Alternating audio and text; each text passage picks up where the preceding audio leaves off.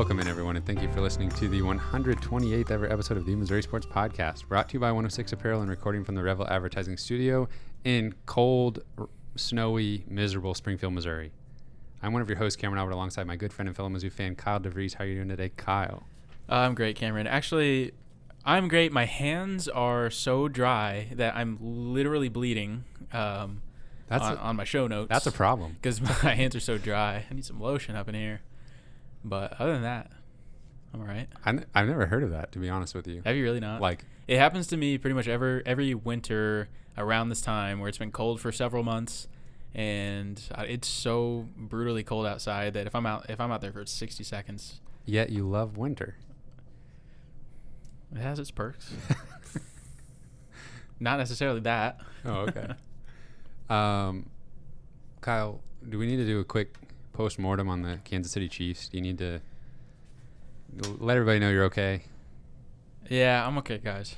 I appreciate everyone's concern. That was a pretty rough night. I'm not gonna lie. That was a brutal game. The Buccaneers had a fantastic game plan, man. They just the defensive line was so good, just like we thought they could be against the Chiefs O-line. They sat in the too high safety all night and took away Patrick Mahomes, and hopefully they didn't just design a blueprint of how to beat the Chiefs, but hopefully the Chiefs will be a little bit better at full strength. But well, yeah, if the blueprint is hope their offensive line play is horrendous, I suppose, then yeah, you gotta have the defensive line to even make that work. Yeah, the Tampa's D line is scary. Back there and they got some guys back that had been hurt for a little bit and stuff. So the Bucs are way more physical. They had a good game plan. Tom Brady, I gotta respect him. He's obviously a legend. Did you see a stat? I heard that Patrick Mahomes ran around for like over 400 yards in the game. Yeah. Mm-hmm. That's insane. And that was the most of any quarterback this whole season. And then literally like 2 days later, he has like surgery to repair his turf toe, which he says didn't bother him. So my wife, Emily, who doesn't know a whole lot about football, she doesn't know a whole lot about football. She like looked at me one time during the second half and she's like, why is he just running everywhere like that? Like, he doesn't want to. I can promise you. Yeah. That. I was like, watch it. Like, what's he supposed to do? And she was like, they're just like getting to him immediately. And I was like, yep, that's bad offensive line. Yep. Invest in your offensive line, folks. Chiefs probably need to draft some O-linemen. They probably need to draft, I don't know, like a linebacker or something. I think this game, and honestly the Super Bowl last year was a pretty good example of like you got to win in the trenches. And the Chiefs were lucky to escape last year with a win, I think. And it looked pretty dim at times, even last year against the 49ers, because they were just a lot better than us in the trenches. So it's important, man. Mm-hmm. Offensive line, kind of boring, but you really need it. Was that the worst Chiefs game under with Patrick Mahomes as quarterback? Not even remotely close. Yeah. I think they said in the broadcast, Patrick Mahomes has never lost in double digits ever before that game, which is wild. And especially with how many double-digit. Yeah, that's crazy that he's like never lost by double digits. More double-digit comebacks than he does double-digit losses. Yeah, that's wild. Yeah. I think they'll be okay as long as he's the quarterback. Yeah, I think they'll be just fine. Well, we got a lot of Mizzou basketball to talk about. No news, but before we jump in to a recap of the Alabama game, need to remind everyone, check us out on YouTube. For the YouTube viewers, you're seeing us at a new angle this week. We just tweaked it a little bit. And hopefully everything's looking good. If if you're just listening, you better go check out the new angle, see what you think. Don't hype it up too much. It's new to everyone. Also, don't forget, we have a Patreon page, patreon.com/Missouri Sports Pod. There's several tiers to choose from to support us. If you would like, we would appreciate it. Lots of perks that come along with that. So check that out, patreon.com/Missouri Sports Pod. Kyle, Mizzou beat Alabama, not in overtime.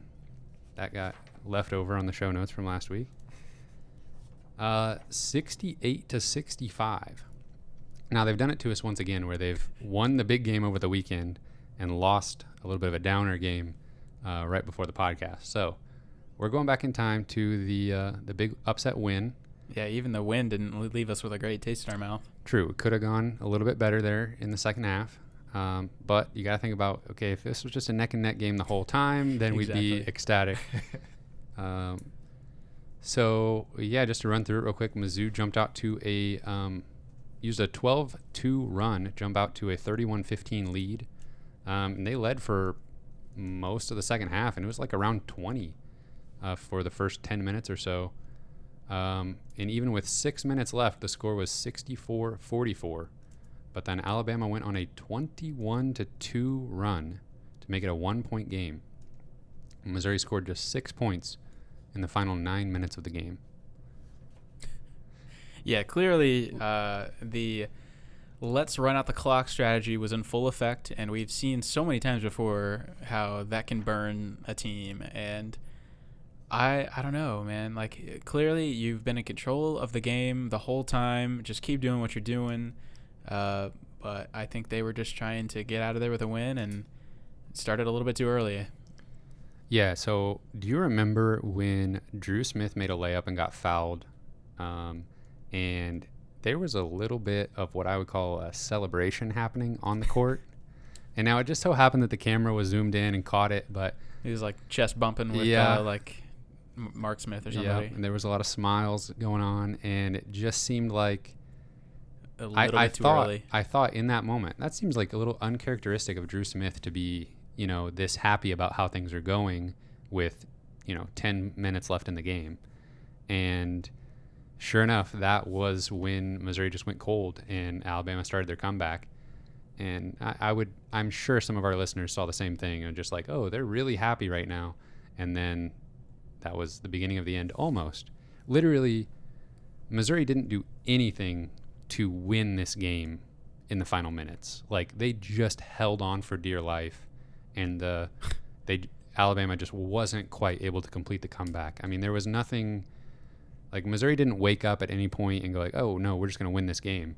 I mean, it took every second, basically, and Alabama just wasn't quite able to make it happen. Yeah, it was actually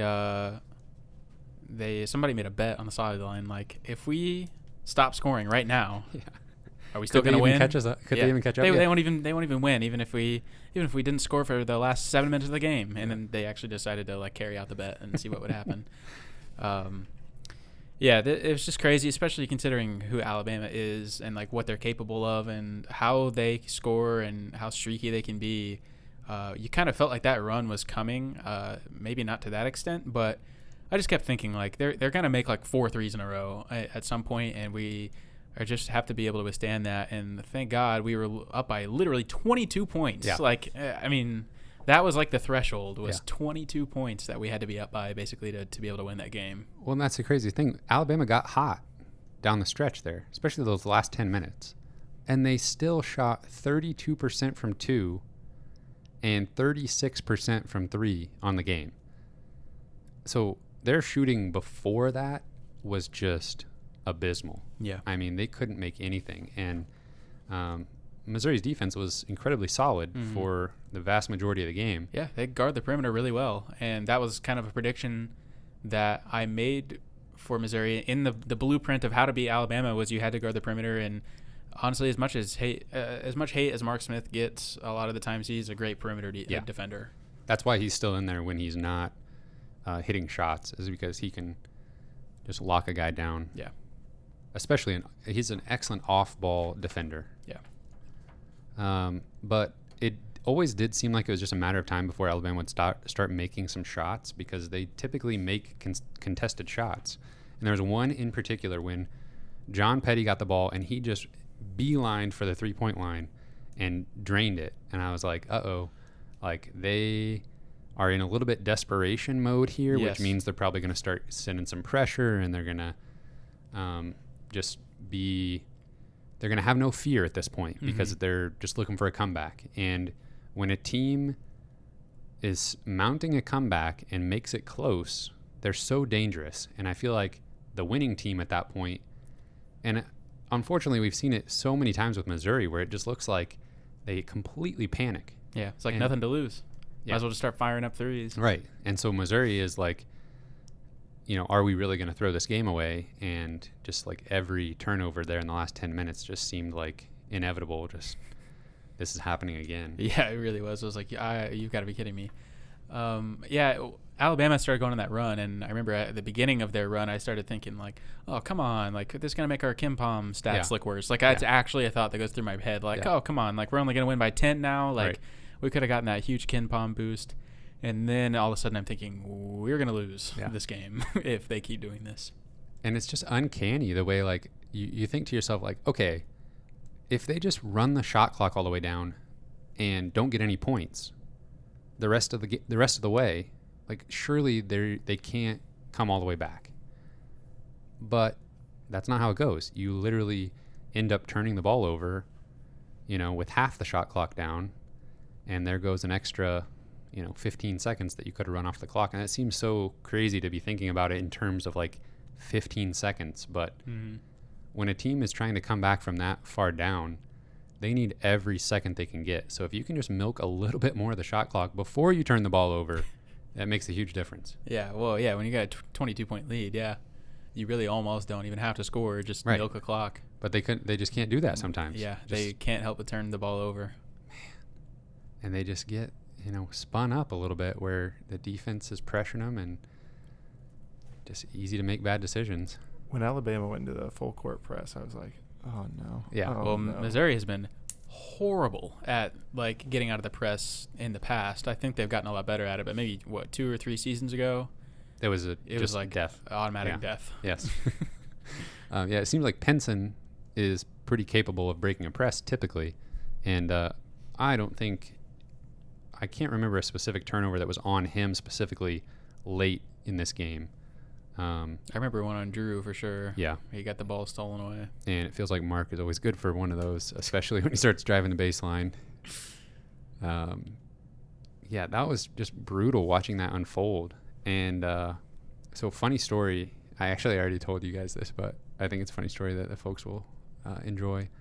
And my grandma, if she happens to listen to this. But so who was shooting? Somebody, Drew Smith, Drew or Mark, I can't remember, was shooting free throws late and missed. I think Mark missed the front end of a 1-on-1. Yes. Mm-hmm. And my grandma calls me. My phone rings. It's my grandma. I'm like, okay, well, I'll call her back. There's like 12 seconds left in this game. I'll call her back. So after the game was over, I call her back and she says, oh yeah, I just wanted to talk to you about the game and how crazy it was that he missed the front end of the 1-on-1. And I was like, really? Like, you wanted to talk me through like, that? In the moment, you wanted to talk about this? And when I was like having a heart attack that, and I was like happy to talk to her all about it after it was over, win or lose. But like in that moment, I was like, and it didn't help that I was actually watching on my phone. So that was never going to be possible. Yeah. But I've always thought about being a coach, like in those in-game situations where you have to like be rational with your team and draw up a play and like know the correct play for the moment. And like I'm watching this game from afar. I'm literally just an innocent bystander, not even involved. My job status is not on the line whatsoever or anything. And I my brain won't even function. I'm just like, I can't even think right now. I just have to stand here and like put my arms above my head and just hope for the best. Try not to pass out. Yes, that's like all I'm capable of doing in some of those like in-game moments. I'm just like always amazed at like what they can draw up and stuff and how they can communicate with their team about what needs to be done. Right. But it's scary. And honestly, like Alabama could have so easily won this game too. Like they had a really nice play design out of a timeout where I can't remember who it was. It might have been Herb Jones, but somebody caught the ball around the free throw line and beat their defender and got a wide open layup basically and missed it. And I think that was maybe their second to last possession. Mm-hmm. And that probably would have put Alabama in front if he makes that layup. Mm-hmm. And then of course at the end, another great save by Mitchell Smith to block the shot there, but it's been pretty highly debated online whether or not that was a foul on Drew Smith there. What were your thoughts on that? If I'm being completely honest, if it was the other way around, I would have definitely wanted that to be called a foul if Missouri was the one with the ball there. Yeah, and that's that very last play where was that Herb Jones that was putting up that shot at the very end? I can't remember. The shot that got blocked by Mitchell Smith. Yeah. Mitchell Smith, obviously, his action was totally clean. But Drew Smith was the first one to get there, and there was definitely some contact there. But Yeah. I've listened to some national pundits that definitely said that a foul probably should have been called. I definitely want that if it's the other way around. Yeah. In the moment, I really didn't notice it because the block is what caught my eye. Right. But looking back, I probably could say I could probably see how that's a foul for sure. So Missouri in this game was 3 for 20 from 3. For anybody that's not a math minor, that's 15%. It's honestly insane how they pulled this game out with just knowing some. They only got to the free throw line 14 times, 9 for 14. They out-rebounded them by quite a bit. Yeah. It's just Alabama just couldn't make anything for 3/4 of the game. Yep. And it's hard to come back from something like that. Yeah, they missed a lot of bunnies in this game. A lot of layups. And the refs were letting a lot of stuff go, especially in the first half, I noticed. And that, we'll talk about that some with the next game as well, but I can't figure out where I come down on the officiating for Missouri, because they definitely benefit from, on the defensive end, now this may be just like totally common sense, but they definitely benefit from whistles not being blown, because I think they do rely on a little bit of contact around the rim to make people uncomfortable and get that shooting percentage really low. And there's plenty of times when the refs just aren't calling much where I'm like, ooh, that could have been a foul. Ooh, that could have been a foul. I'm almost expecting it sometimes, and it's not. And then on the other end, our guards really struggle to score with a lot of contact in the lane. So if it's going to go that way, I used to think I wanted it called a little bit tighter because I thought Missouri's perimeter defense was still good enough and their free throw shooting would just carry them if it ended up being a... That was last year's strategy Exactly. for winning, but apparently that's changed. Yeah. We'll, like I said, we'll talk about that a little bit more when we get to the Ole Miss game. But, I think Missouri has proven, though, that they can do it either way. If it's being called tight, they can still try to get to the free throw line. If they're not really calling a whole lot, then they will just have elite interior defense, best, right up there with anybody else. How many times, if Missouri and Alabama played 10 times on a neutral floor, how many times does Missouri win in that? I say 4. Yeah. On a neutral court. Yeah, that seems about right. I would say, honestly, both of these teams have been better at different times this season. I feel like both of these teams have kind of been squeaking by a little bit. Obviously, Mizzou was played terribly the other night against Ole Miss, but Alabama squeaked a close one out against South Carolina, I think, and so... Yeah, Missouri very well should have lost to TCU. Yeah. And then, obviously, they had the win against Kentucky, which was great, but, I mean... Like, none of their wins have even looked good in their last 3 or 4 wins haven't looked good. If you flip TCU and Alabama, you're looking at 4 of their last 5 being losses. Yeah. It's just so crazy how razor thin the margins are in college basketball. For sure. In sports in general. So after that win, let's talk about some stats real quick. Drew Smith, great game, 16 points, 8 rebounds, 4 assists. Kobe Brown, he's really coming on strong late in the second half of the season, which is what you need, because that's when, it seems like every year Missouri has a player or two that just kind of start to fade as the season winds down. But Kobe's doing the opposite so far. He had 13 points, 9 rebounds, 2 blocks. Missouri did jump a few spots in KenPom to 29th, and they were 22nd on Bart Torvik. But they undid it all by basically just not showing up to play against Ole Miss. I mean, I have written here, this was just an old-fashioned beatdown. Pretty much. They were competitive early. It was kind of back and forth for most of the first half, but then with about 3 minutes left in the first half, Ole Miss started a run. They just started making everything. Yeah. And they went on this run that went from the first half well into the second. Ended up being a 17-2 run. And at that point, they just never looked back. I mean, there was there was no comeback for Missouri like Alabama tried to have. I mean, Yeah. The beginning of this game was really entertaining. It looked like had the makings of being an awesome game. Like Drew Smith was going off, and we were having a really nice interior battle with Romello White and Jeremiah Tillman, and two of the best bigs in the SEC, honestly. Just kind of going at it, which, interestingly enough, both of those guys ended up being non-factors for their teams. White was in foul trouble.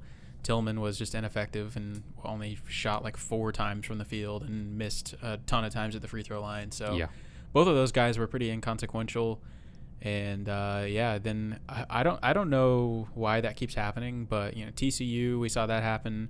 Obviously Ole Miss, like way above their normal offensive production, just started going off, and it seemed like, at least at first, it wasn't even really from 3. It seemed like they were really killing us from mid-range, which is reminiscent of the Mississippi State game. So it's like teams that have a strong mid-range game are especially, effective against us for some reason. Yeah, this game surpasses the TCU game as being the worst defensive effort for Missouri when you strictly look at points given up per possession, which that's kind of like the go-to metric for any given game, how well your team's performing. Ole Miss shot 70% from 2, and plenty of those were not at the rim. Plenty of those were not what I would deem good shot selection, but it just didn't matter. And after a while, they started raining threes too. I mean, they were just throwing stuff up that was, did not getting their feet set. It seemed like they were decently defended, and it was all going in. Yeah, do you remember at one point the announcers were remarking at the fact that Missouri had matched their season average in made threes per game at 6? Yeah. Well, then they jinxed it. Yeah, they made 2 from there on. So, which actually, from 3-point shooting, it wasn't a bad performance for Missouri. 8 of 19, that's doable. And I can't even. Yeah. I mean, they got 0.95 points per possession, which is not awful. They still shot well. Ole Miss was at 1.29. Yeah. They still shot well from the field. Honestly, outside of free throw shooting, offensively, I feel like they probably played well enough to win if they played defense as well as they typically do. They had a fine offensive night. I think what really hurt us was on offense was the bad free throw shooting and the lack of free throw shooting. I don't even think Drew Smith or Xavier Pinson attempted a free throw shot in this game. Correct. And so all of our free throws were getting shot by Jeremiah Tillman, which is not a good sign. Yeah, he shot 6 of the 15. And I don't know. I mean, who else was shooting? Kobe Brown was 0 for 2. Mark Smith was 1 for 3. And then Mitchell Smith and Parker Brown were both 1 for 2. So that was good for 5 for 15, also known as 33%. This is awful. So bad. This is the same team that made, 50-something free throws in a row last year. Yeah. And was the only thing we could do well, and is now one of our worst qualities. And Mitchell Smith just gets the worst jinx I've ever heard in my life, where the announcer said, well, here's the guy that's going to step up and knock 2 down. Oh, yeah. And it's like, oh, he shoots just under 90%. He's confident, I'm confident, he's knocking these down, and he misses one. Okay, can you calm down? We're not doing so hot at free throws. You don't have to put any extra pressure on these guys. Yeah. Yeah, it just felt like obviously the effort wasn't there when it was there against Alabama just a few days before. The effort for the loose balls, rebounds, blocking out, defense, all that stuff was just nowhere near what it was whenever we play a good team. There was one play in particular where Tillman was contesting a 3-point shot, and basically just after the shot went up, he just kind of ignored the guy that shot it. And I thought, mid-flight, I thought, you're just asking for a long rebound right where the shot came from. And sure enough, if Tillman had just even made some kind of effort to be in position for a rebound, he gets it. Yeah. His guy didn't end up getting the ball, but it was right in that same area. And it's those kind of plays. I mean, Konzo Martin said, I don't have the exact quote, but something to the effect of, some guys didn't give it their all, we didn't show up. Yeah. Something like that. Yeah. Very specifically has to be talking about Jeremiah Tillman and Xavier Pinson, Yeah. both who are the engine that makes this thing go, and they just, neither of them seem to really be their normal selves at all. Yeah, I can't quite explain that. Perhaps Tillman's free throw struggles were getting to him a little bit, and it kind of affected the rest of his game. But yeah, sometimes when Missouri gets resistance on the inside, man, it just kind of can shut down their whole offense, and sometimes they can shoot threes well enough to kind of make up for it like they were at the beginning of the game. But if the 3 points shooting starts faltering, then you can just tell they don't know what to do sometimes. And Xavier stops trying to penetrate, and Jeremiah stops getting looks at the basket, and that's kind of what happened last night. yeah, and let's not forget that Ole Miss is 17th in the country in adjusted defensive efficiency. They're great on defense, and they clearly were trying to play defense. They were trying their best to stay in front of drivers all night and really making life difficult. And that makes it even more frustrating that Missouri had the offense to win this game. I mean, 59 points is not a lot, but when you just look at the shooting percentages and the points per possession, there's nothing to hate there outside of the free throw shooting, but they weren't getting the attempts for that to be the complete game changer that it could have been. Yeah. The rebounding was a struggle, though. Got out rebounded by like 15, I think. Didn't help that they got what his name, KJ Buffin, back. Yeah, And of he course. was a dominant force. Like, super happy for him that he got whatever he was struggling with figured out and able to contribute again for Ole Miss because he's a great player. But of course, it happens against Missouri. He actually finished with exactly 25 minutes played, and I texted you at one point and was like, of course we're going to get a solid 25 minutes from KJ Buffin, but Yeah. that I am more just happy for him that he is back to his old self because there was something wasn't quite right there for him for a little bit. Yeah. Honestly, Ole Miss was a team I thought coming into the season could be surprisingly good because they've added some good transfers. They added Romello White, who's a proven really strong player. Jarkel Joyner was kind of the guy that killed us last night, and I can't remember where he transferred from. Jacksonville? No, that was somebody else. Cal State Bakersfield. Okay, so and he's a proven scorer from wherever he's coming from. So they've kind of assembled some transfers with Devontae Shuler, who's already a great scorer, and sometimes those things just take time to develop some chemistry with new guys playing together. And honestly, I kind of feel like Kermit Davis is a great coach who's kind of in the perfect spot for him. He just kind of seems like a Southern SEC kind of coach, and I don't know, man. Like, I think Ole Miss could honestly end up making a late push for the tournament this year. I think it's entirely possible. They've got a workable schedule the rest of the way. They go at South Carolina, then obviously Mizzou, and at Vanderbilt, and then they get Mississippi State and Kentucky at home. So it's doable. We were talking last week about Auburn being like a dark horse NCAA tournament candidate, but obviously that can't happen because Auburn did a self-imposed postseason ban. We forgot about that. Yeah, we last forgot week. about that very important detail there for about an hour, didn't we? That they are not allowing themselves to play in the postseason. It does kind of stink for Sharif Cooper. He's not going to be able to play in the NCAA tournament. I'm assuming he's going to go straight to the NBA the second the season is over. You thought he already should have been in the NBA. You're like, how's this guy not in the NBA already? It's like, well, that's not allowed. Yes. But yeah, Mississippi or Ole Miss, I don't know. They've got some pieces. Like they're the real deal, at least on defense. Could be pretty good if they. They really don't have any bad year. losses on the season. Their worst loss, according to Ken Pom, is at home against Georgia, who was ranked 90th. Actually, they've lost to Georgia twice. So. But no losses outside the top 100. What's this deal with midweek conference games at 8 p.m.? Okay, last night I was just watching this game, and I was like, it's something about these late night games where it's like in the middle of the week, and it seems like we're on the road a lot for these.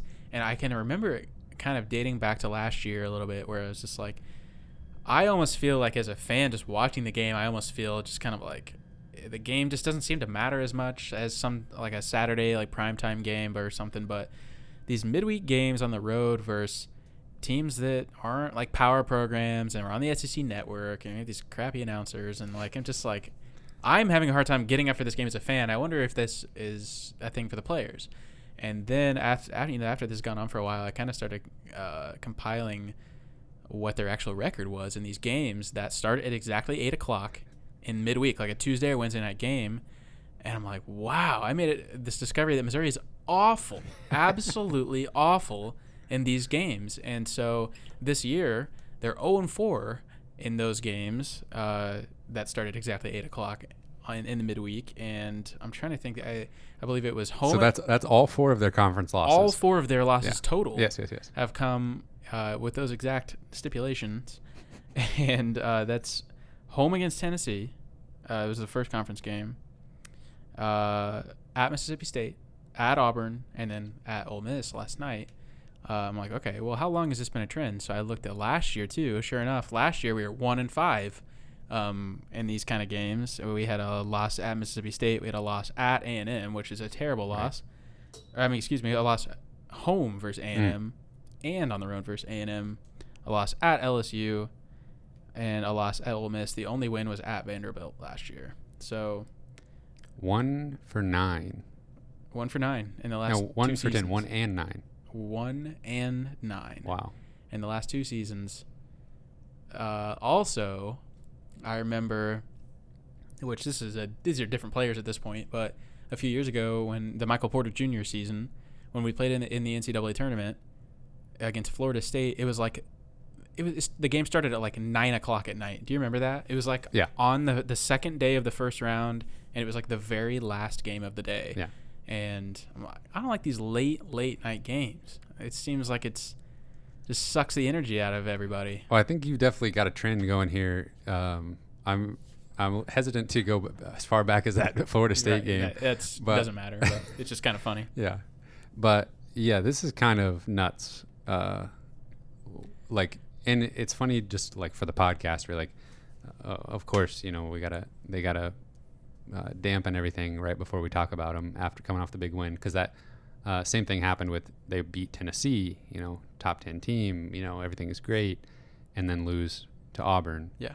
So yeah, what is the deal with that? I don't know, but I genuinely am afraid it's a little bit more than a coincidence at this point, where I'm talk about it all the time, where I'm big on these intangibles, where the mental part of the game and the expectations that players have coming into the game and how they mentally prepare themselves play a massive role that kind of gets pushed under the rug. And I think all of that kind of plays into it. And road games are tough. We know that. And it's a long season, and we've been playing for several months, and guys are probably tired of getting COVID tests and not being able to go out and do anything fun. And it's just a grind. But I really do think that it has maybe something to do with Missouri's performance, at least a little bit. So I'm just praying that we don't get a late night game in the SEC tournament or the NCAA tournament. Need those prime time, lots of. Yeah, we need those we need the pressure, I guess. Like 1 o'clock game. Yeah. Or something. I don't know. It's pretty wild. You said it exactly right, though. I really do.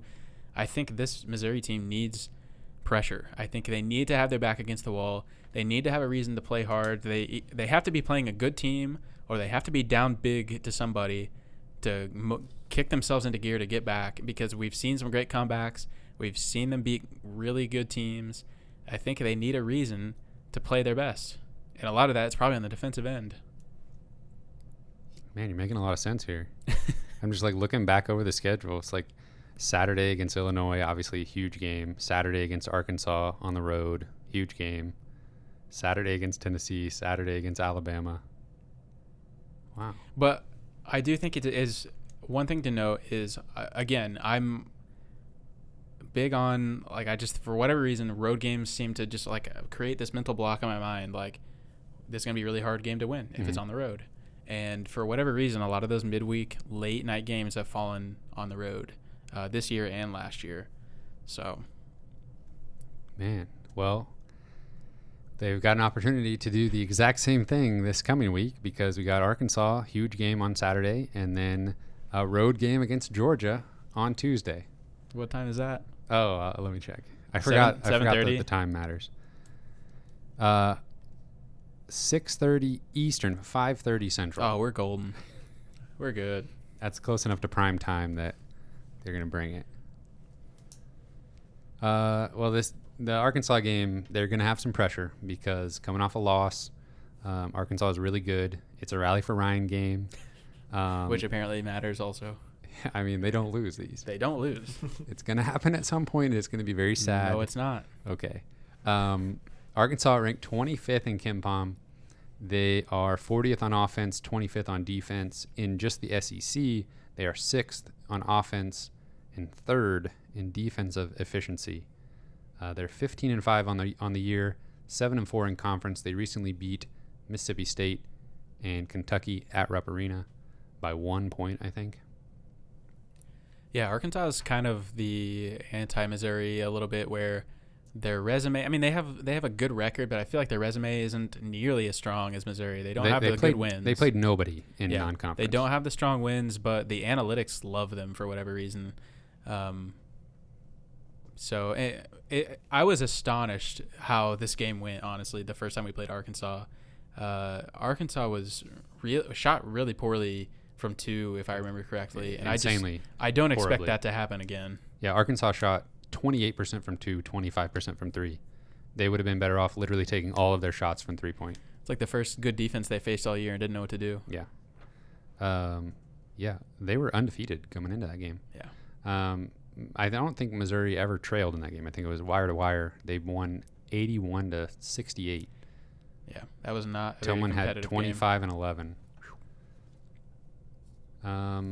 Arkansas is still really good, though. I mean, you talked about their resume. Their worst loss is to Missouri or maybe Oklahoma State.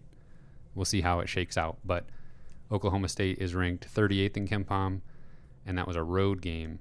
Missouri 39th, and that was in Fayetteville. So those two right there, but those are not, neither one of those are bad losses.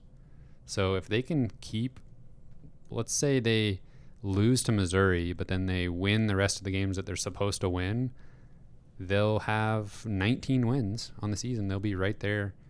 Should pretty much be a lock for the NCAA tournament unless they kind of fall apart late.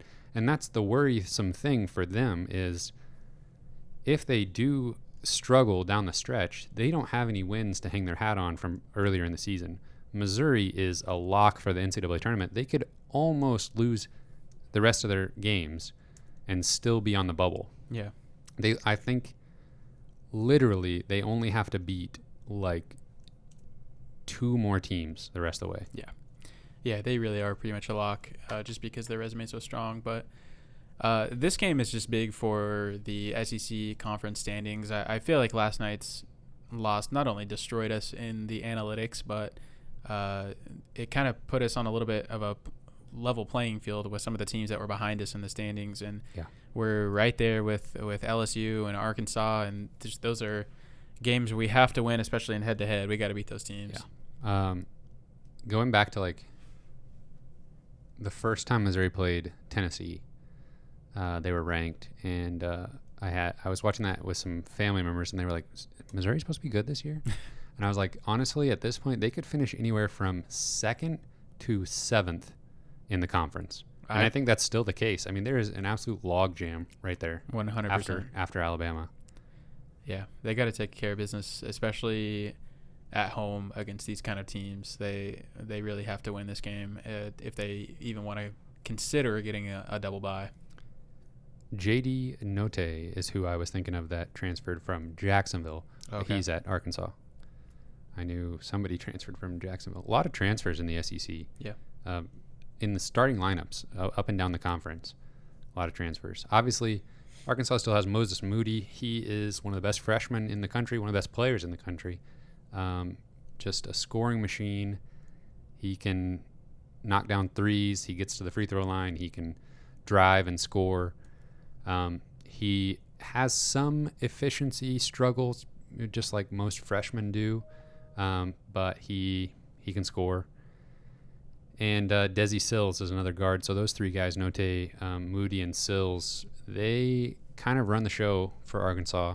And that, going back to that first game against Missouri, Tillman kind of had his way with Arkansas down low. They do have the guy Vanover who will stretch the floor, although he did a horrendous job of that against Missouri the first time. I think he was like 0 for 9 from the field. So basically, Tillman didn't even have to worry about coming out to guard him at the three-point line. Was Arkansas missing a guy in this last matchup? I feel like one of their interior players, maybe. Yeah, Justin Smith, I think. Yes. Yeah. I'm assuming he's back now. I don't know how he's able to play college basketball after being an All-American at Mizzou and then like spending 15 years in the NFL. But Justin Smith is apparently playing basketball for Arkansas. That was a quality joke. That was a good one. You think Tillman's just going to be able to like get to work and do his thing this game? I think so. I think I'm not sure Arkansas has the horses inside to stop an effective Tillman if he's playing his best. Again, here I go with my intangibles, my hypothetical intangible situations. Konzo's going to get his boys back in shape after that rough loss, and I think Missouri is going to be with their back against the wall. I think they're going to play really well. I think Pinson and Tillman are going to get the connection going again. Yeah, for as hot and cold as those two in particular can be from time to time, Tillman much more consistent this season than he ever has been before. Oh, but, by far. They both seem to rise to the challenge. I think there's obviously some mutual respect there between them and Konzo, where we've seen other players in a similar position as Xavier Pinson wilt and just literally transfer out of the program. Whereas Pinson, it seems like he takes it in stride, but also can use that for fuel in the next game and come out strong. So, yeah, I think they'll be back to their normal thing. Now, if they can get back to normal and Drew Smith can be 4 for 9 from 3, then this team can beat anybody. I agree. But getting it all to come together at the same time has been a struggle so far. Yeah. You think Missouri wins this one? I think they win. I think they win 78-70. I think Arkansas I think Arkansas will go on their runs, but I still think Missouri's perimeter defense. I think the perimeter defense will come back a little bit, and will challenge those shooters. Man, it's hard to pick against a Rally for Ryan game, but I just feel like it's kind of a fluky deal that Missouri kind of just destroyed Arkansas in Fayetteville earlier in the season. And maybe it was just because it was the first like strong opponent Arkansas faced. Since then, Arkansas, let's see, who have they beat since then? They have wins over Auburn, Ole Miss, Mississippi State, Kentucky. They lost to Tennessee. They lost to LSU. They lost to Alabama. They lost to Oklahoma State. So they still haven't really beaten anybody. Ole Miss is their best win on the season. Now they've got a chance here late to maybe get that corrected. They get to play Florida at home and Alabama at home and LSU at home. So they really are the anti-Missouri. They win exactly who they should beat, and they lose to exactly who they should lose to. They win who they should beat. They win who they should beat, and which is exactly what Missouri doesn't do. Oh, man. Missouri is the hardest team to predict in the world. Okay, so last week I predicted that Missouri was going to go on a 9-game winning streak if they could just beat Ole Miss. They couldn't do it. But that means I still have a 5-game winning streak here. Arkansas all the way to Texas A&M. So I guess let's get it started off with a win. But I think it's going to be just razor thin. I think it's going to be a struggle. You said 78-70. I don't think either team scores 70. I think it's going to be 68-69. Missouri gets the win. I definitely think that is something that could happen. Is Arkansas was embarrassed by their performance the first time around. It kind of comes back with a fury, but hopefully not. Another just solid coach in the SEC, Eric Musselman. Yeah. Just every team just has a solid coach nowadays. A lot of good coaches. Kind of frustrating. Yeah. Then Missouri's going to go on the road and play Georgia on a Tuesday, but it's 5:30 p.m. Central Time. Totally different. Not 8 o'clock. So That's almost really early. That's kind of weird. yeah, it is. Georgia, 90th in KenPom, 67th on offense, 121 on defense, 7th in the SEC in offense, 13th in defense in the SEC. They are 12-7, all 7 losses coming in conference play, so they're 5-7. They do have a couple 4 good wins here. They beat Cincinnati at home in the non-conference. They beat Auburn with Sharif Cooper. They beat Ole Miss and Kentucky both back in January, but they also lost to South Carolina in January. And they lost. They started conference play 0-4, losing to Mississippi State, LSU, Arkansas, and Auburn. Yeah, they've been really kind of all over the map this year. They, like you said, I mean, they really can kind of go up and beat really anybody. They've proved they can hang with some good teams, and they've had some really questionable losses that kind of make you shake your head. Yeah, they were pretty competitive against Florida in a loss. Took LSU to overtime in a loss, and just last night played a pretty close game with Tennessee. Yeah. So I think they're maybe figuring some stuff out. Tom Crean's just another good coach. They don't have the number 1 draft pick this year, though. Their defense has some pretty glaring holes in it, though. They are the worst team in the SEC at giving up offensive rebounds, so look for Missouri to take advantage of that. Maybe a big night from Mitchell Smith, Kobe Brown with some putbacks. They are also the worst team in the conference at blocking their opponent's shot. So, hooray. That's fantastic. Maybe some success in the paint for Missouri and their guards that sometimes get their shot blocked. I wanted to see where that ranked. Yeah. So offensive rebound percentage for their defense, 333rd in the country, which I think is actually last because it's counting some teams below them that haven't played games this year. Oh, really? Wow, So that's pretty close to dead last. Pretty bad. And then that block percentage, 304th. Also, if you include non-conference, they're 263rd in 2-point field goal percentage defense. So I think Missouri might feast a little bit on this defense. They haven't had an opportunity like this since the TCU game, and TCU has a better defensive efficiency than Georgia, I believe. I'll double check that. What do they do well on offense? They don't shoot a lot of threes, do they? No, they're kind of just mediocre. They turn the ball over just about as much as Missouri does. Their best stat on offense is their own offensive rebounding. So it seems like they at least crash the boards on one end. And their 3-point percentage is 223rd. Their 2-point percentage is 66th. So they're going to definitely be trying to score inside more than outside. They struggle to get to the free throw line. They get the ball stolen from them. Like specifically steals are a problem for them. They don't turn the ball over as much with just like loose ball turnovers or just like throwing it out of bounds, but a lot of their turnovers are live ball turnovers. So what you're telling me is they're bad at literally everything? No, they're not necessarily bad at all of those things. They're just not good at anything. They're very mediocre in most areas. They don't have an identity. But they're just not.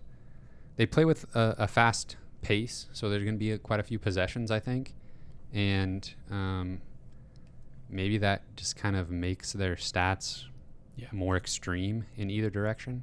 So the stuff that they're good at, they're pretty decent. The stuff they're not, they're pretty horrendous. They do generate a lot of steals on defense. So I think we're going to be looking at a fast pace, run up and down the court, There's going to be quite a few mistakes, a lot of steals, a lot of just kind of maybe head-scratching plays. Missouri's going to need to be, getting those 50-50 balls and crashing the offensive glass. Yeah. The more I watch Missouri this year, the more and more I realize how important Mitchell Smith and like Kobe Brown are to the team, and the energy they bring, and the rebounds, and just kind of the fundamentals and the little things they do that just weren't there at all against Ole Miss, and seem to show up in the big games. Those things, just like those kind of plays can't just show up and go away for Missouri to win. They have to play that way every single game, and whether or not that's something that's being pumped into their brains by Konzo or something that they can force themselves to do. And I tend to think that sometimes playing that way really is kind of something you have to be consciously thinking about. Like, I have to block out. I have to crash the board here. It's not something that just naturally happens, and it kind of just goes along with the narrative we've been talking about tonight, is just all of the intangibles that go into the game. And so I just those kind of conscious efforts to do those things have to show up against Georgia. The only defenses Missouri has played this year that are statistically worse than Georgia are TCU and Oral Roberts. Obviously, they scored over 100 in overtime against TCU, and they put up 91 in regulation against Oral Roberts. But I think Georgia will be happy to get out and run. Yeah. So I could see it going sideways for Georgia kind of fast. Now, it is a home game for Georgia. Ken Pom just has it as a 3-point Missouri win. They say Missouri wins 62% of the time. I think this is going to be one of those 62% that Missouri wins by much more than 3. I think Ken Pom has it 78-75. I'm going to add 10 points to the winning team, and I'm going to say Missouri wins this one 88-75. Dang, I hope you're right. Because it would just feel so good to get a couple of good performances in a row. Like, it just seems like Missouri doesn't do that. They can win 2 games back to back, but I feel like there's so few games that Missouri plays where I feel good about their performance in consecutive games. Would you say, though, I think there's been one stretch this year where you could maybe say that was a road win against Texas A&M, home against South Carolina, and then winning at Tennessee. Yeah. That's the only stretch where it seemed like Missouri had really put it together, but then they dropped the one to Auburn. Yeah. We're still talking about a team that only has 4 losses on the season. That's what I'm saying, though. Like, even when they win, a lot of the times it just feels like, we just barely squeak by and don't really feel great about it. And they just don't seem to really execute well back to back. Also, one other thing I noticed about Ole Miss was they seem to have, I think, an area they've vastly improved this year. And I'm not really sure if you can quantify this, but just getting the ball up the court quickly, like after a missed shot and like trying to score in transition, they have been doing that so much this year, where they just like immediately get the rebound, hit the outlet pass, and try and just get a transition bucket, like a 2-on-1 or whatever it is. And they did not do that against Ole Miss last night at all. And Ole Miss just kind of shut it down. Well, and part of the reason why is they were making so many shots. Yeah. It's like whenever the other team scores, then that just gives you less time to get the ball down the court. They're getting set in their defense and stuff. So that's just another layer of why it's important to not let the team score, is because you let them get back in their defense. But it just really seemed like every player that Ole Miss had on the floor was just an absolutely solid man-to-man defensive player. That as well. But I think in this game, I honestly don't feel great about this game against Georgia. I know it probably will be fairly high scoring. I think there's going to be some sloppiness from both sides. I think Missouri has to get back to trying to score in transition. Like, there's going to be a lot of missed shots. Just, you got to get the ball out of there quick, find the guard and get it down the floor. And because they just have really created so many opportunities for themselves doing that.